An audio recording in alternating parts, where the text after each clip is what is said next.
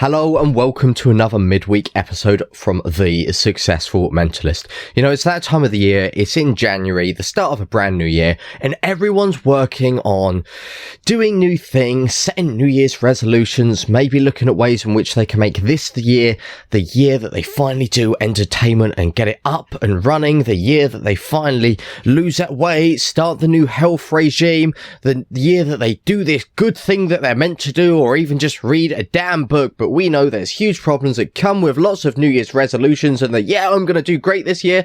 And the point is, it just doesn't stick. It doesn't land. And a lot of us just end up saying we're going to do something and then it just drifts off and always stays an idea. And then we just go back to living our usual lives. And we don't want that. We want you to have a cracking life. We want you to do all this great stuff, which is why today we're going to be talking about habit change, how to make it stick, how to make it worthwhile for you. And we're going to be covering something called the 4 laws of habit change.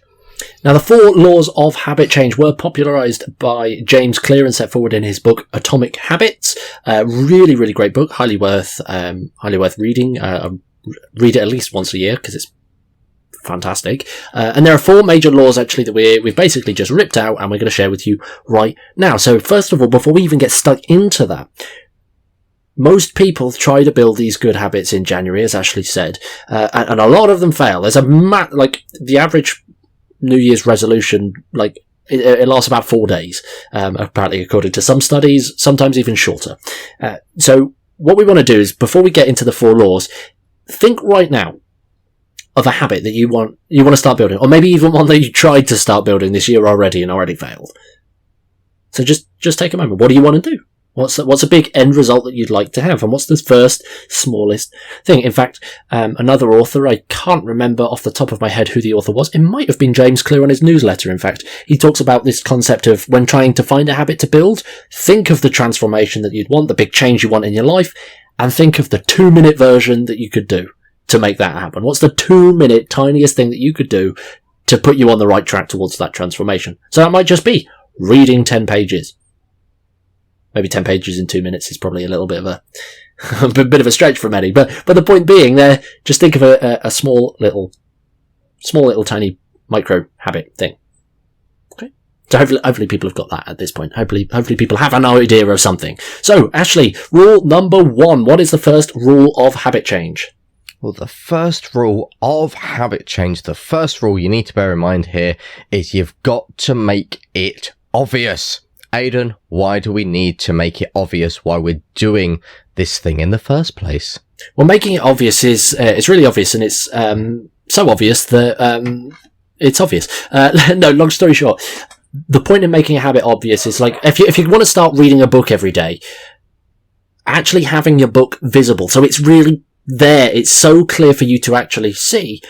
It's going to allow yourself to have this visual cue to remind you, to prompt you towards taking action and doing the habit. So, for example, if you do want to read more, having a book out on your bedside table might be a really great way. If you want to read before you go to sleep, well, maybe one of the first things you do when you wake up in the morning is you put your book on your pillow. So you know that before you go to sleep this evening, you've got a book. You've got a visual cue actually there because you've made it incredibly obvious. Don't make it cryptic, like making a little tiny tick box on a calendar in a different room. Make it painstakingly obvious. Print out a giant habit tracker if you have to and stick it to your wall. Do something that whatever the case may be, make the habit incredibly obvious so that you're not going to struggle when it comes down to implementing. And you're not going to forget, which is a big one.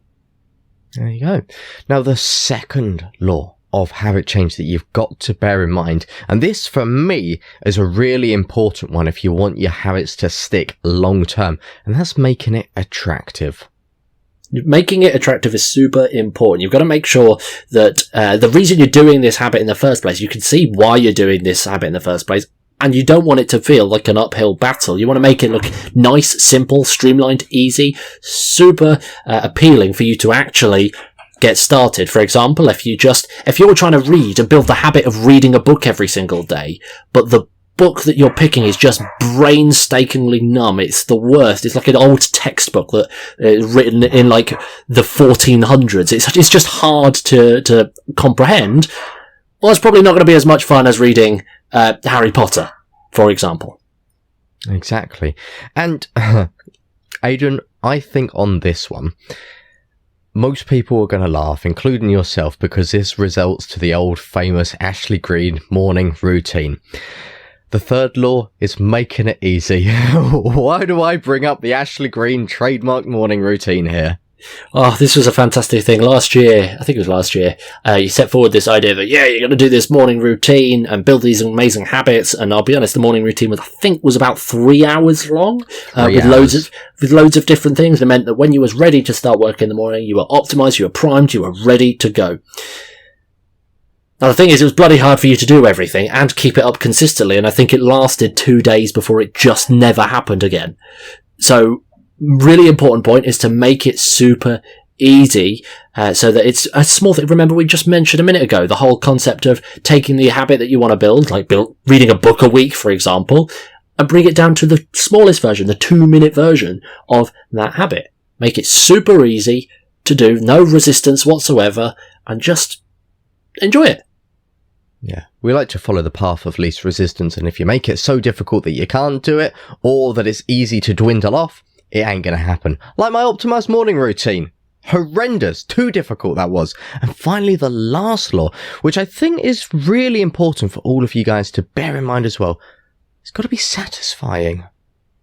Yeah, I mean, it goes without saying at the end of the day, if you're trying to build a habit, and at the end of the habit or end of doing the thing, there's no reward, there's nothing there. It's just, you're going to fall off and stop doing it pretty quickly. But if you can reward yourself for doing the habit, well, then it becomes a more satisfying habit, and your brain will connect the reward with the input, the habit, and as a result, you'll just feel intrinsically compelled to do the habit an awful lot more. For example, I'm not advocating a chocolate-based lifestyle here, but have a bit of chocolate after you've read your book in the evening, if that's a habit that you want to build, or after you want to meditate every morning before you go to work. Well, celebrate.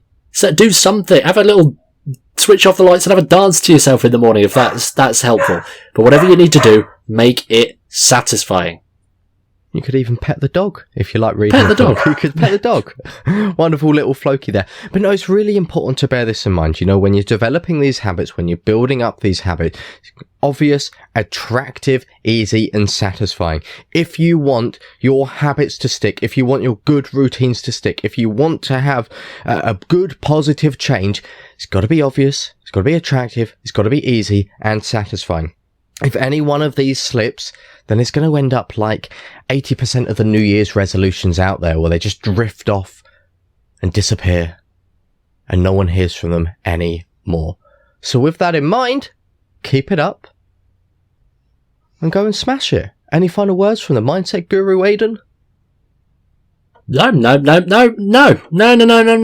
Just make it obvious, make it attractive, make it easy, and make it satisfying. If you do that, you are on for a winner. Boom, you're set for success. We'll see you guys soon.